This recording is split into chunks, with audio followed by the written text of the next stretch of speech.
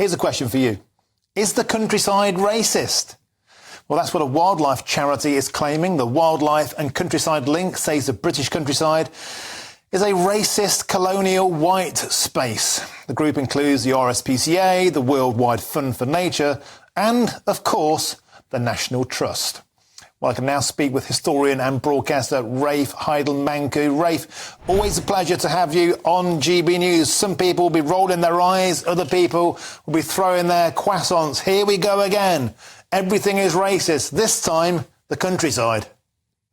Yeah, I mean, if you ever wanted proof that we're living now in Britain in a post-revolutionary society, where our institutions have been completely captured by these sort of ideological apparatchiks who want to transform our country.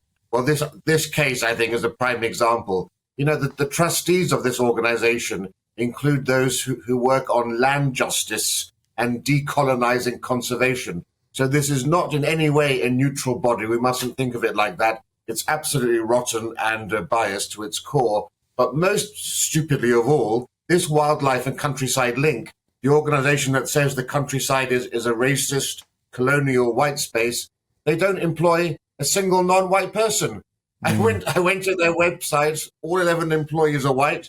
Now, there's nothing wrong with that, of course, unless you're preaching to others for excluding white people. So maybe they want to reflect first on whether they're a colonialist, racist white space before they accuse others of that.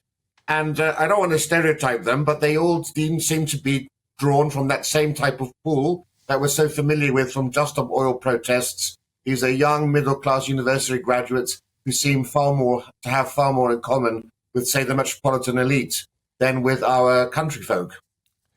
Yeah, and Rafe, I've got to say, when you look at these people, I've never seen more white people in one place since the Remainer March. And isn't that the point? This is basically privileged, white, middle-class people, not only self-flagellating, but trying to make the rest of us feel guilty about our mere existence. And Rafe, the last time I checked, there are literally no barriers to people of colour getting involved in the countryside.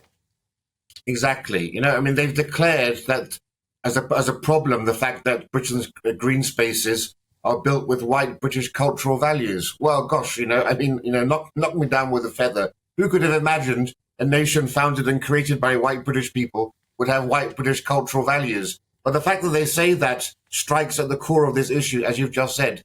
These race zealots don't care a bit about ethnic minorities. This is about their visceral hatred for Britain and for the West. And the British people are being demoralized in a prolonged sort of war of attrition now from all of our institutions that seek to undermine our culture and our way of life. And, every day it seems almost there's another institution telling the British people, you're racist, your history is racist, your culture is racist, your national heroes are racist, and now even your countryside is racist. And you sort of have to ask, why are they attacking the countryside? Well, it's quite clear. It's because if you're English, Scottish, Welsh, or Northern Irish, the countryside defines your identity. When you ask them to think about what England means to an Englishman, they always think about the pastoral landscape of, England's green and pleasant land. It's a deeply important emotional part of our identity, the countryside, and it links us to the nation. And by calling the countryside racist, they're directly attacking our sense of nationhood and identity. I think it's very deliberate. And the other point to make is, of course, I've run out of time. No, keep going. Yeah, the other point to make, of course, is, my father was born in Kenya, Asian Sikh. Once in a while, they'd go for a picnic outside of Nairobi, but there were very few people doing that like him, and there were no black people doing that.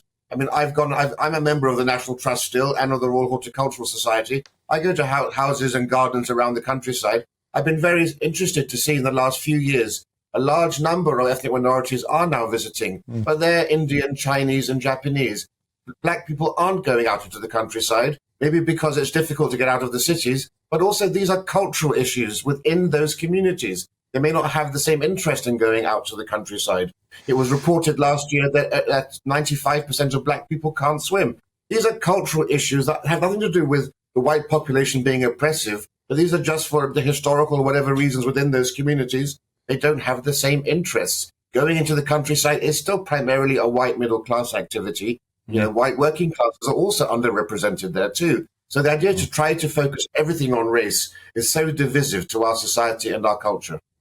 Absolutely. And if you flip the language and play their games, you could say this. Many parts of inner city Britain are black, Asian and Muslim spaces where white people are out of place. Cultural barriers exist which prevent white people engaging with them. They are dominated by non-whites. Now, if I said that, I'd be called a total knuckle-dragging racist. Yet that's the kind of language that they are using, Rafe. Basically, they are the racists. Rafe Heydel-Mankoo, thank you very much for joining us on the show.